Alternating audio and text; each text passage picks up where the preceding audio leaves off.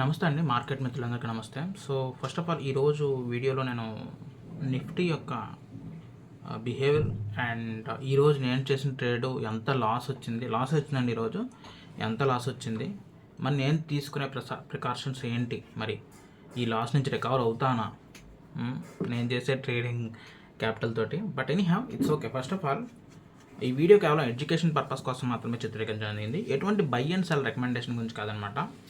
So గుర్తుంచుకోండి, stock మార్కెట్లో trading అనేది ఎంతో రిస్క్తో కూడుకున్న విషయం. మీ యొక్క ఆర్థిక సలహాదారుని కానీ లేదా మీ యొక్క ఓన్ అనాలిసిస్తో ట్రేడింగ్ చేయాల్సిన కూర్చున్నాను. మనం విషయంలోకి వద్దాం. ఫస్ట్ ఆఫ్ ఆల్ ఈరోజు చూసుకుంటే నేను ఆల్మోస్ట్ 4715 రూపీస్ లాస్లో అయితే నేను చేశాను అనమాట. అందులో హయ్యెస్ట్ లాస్ వచ్చేటప్పటికి నాది నయాకీలో చేశాను అనమాట.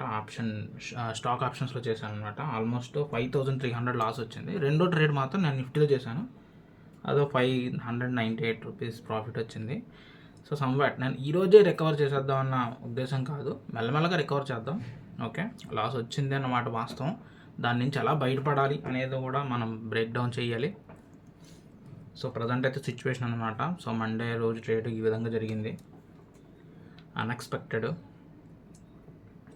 లాసెస్ అని మనం చెప్పి రావు, అన్నిసార్లు మన డైరెక్షన్లో రావడానికి వస్తాయి అనుకోవడం కూడా కరెక్ట్ కాదు. సో అందుకని సరైన గైడెన్స్ లేకపోవడం వల్ల స్టాక్ ఆప్షన్స్లో మిస్ అవుతున్నాను ప్రతిసారి. సో కొంచెం బ్రేక్ ఇచ్చి నేను ఆప్షన్స్ ట్రేడింగ్స్లోనే మెయిన్ నిఫ్టీలో ఫోకస్ చేద్దాం అనుకుంటున్నాను అనమాట actually. So let's see.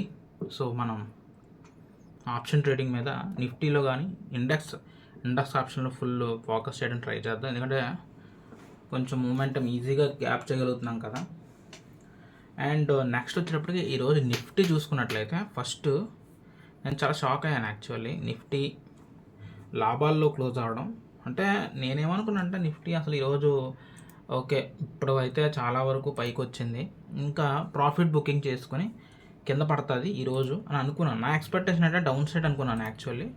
But Nifty నన్ను చాలా షాక్ గురి చేసింది నిజం చెప్పాలంటే. సో ప్రజెంట్ 24,430 రూపీస్ దగ్గర బ్రేక్ ఇచ్చింది. సో నన్ను అడిగితే రేపో మాపో కింద పడుతుంది. ఎందుకంటే నన్ను అడిగితే నాకు తెలిసినంత వరకు 500 తర్వాత నుంచి రిట్రెస్ ఎక్కువ అవుతుంది. సో అక్కడ బ్రేక్ ఉంది, ఆ బ్రేక్ చేస్తే కనుక జుమ్ అని వెళ్ళిపోద్ది, మళ్ళీ 25,000కి వరకు వెళ్ళే ఛాన్సెస్ ఉన్నాయన్నమాట. సో అది చూడాలి ఏంటి పరిస్థితి అనేది. వెళ్ళి బ్రేక్ 24,500 బ్రేక్ చేస్తుందా, మళ్ళీ ప్రాఫిట్ బుక్ చేసుకుని ఒక మళ్ళీ బయ్యర్స్ని ఆకట్టుకోవడానికి కిందకు వచ్చి మళ్ళీ పైకి వెళ్తుందా, రిట్రెస్ అవుతుందా అనేది సో ఈ వారంలో తెలిసిపోతుంది. సో నిఫ్టీ బీస్ నుంచి ఎగ్జిట్ అయ్యాను నేను. సో సంథింగ్ అరౌండ్ ఒక 900 రూపీస్ ప్రాఫిట్ తీసుకుని ఎగ్జిట్ అయ్యాను. సో ఎందుకంటే మళ్ళీ కింద పడుతుంది కదా, అప్పుడు మళ్ళీ చూద్దాం, రిట్రేస్లో తీసుకుందాం చూస్తున్నాను actually. So that's what I'm saying. ఈ వీడియోకి ఇంతే. మరి నెక్స్ట్ వీడియోకి కలుద్దాం. అంటే just please take care of you. Have a great day guys. Bye.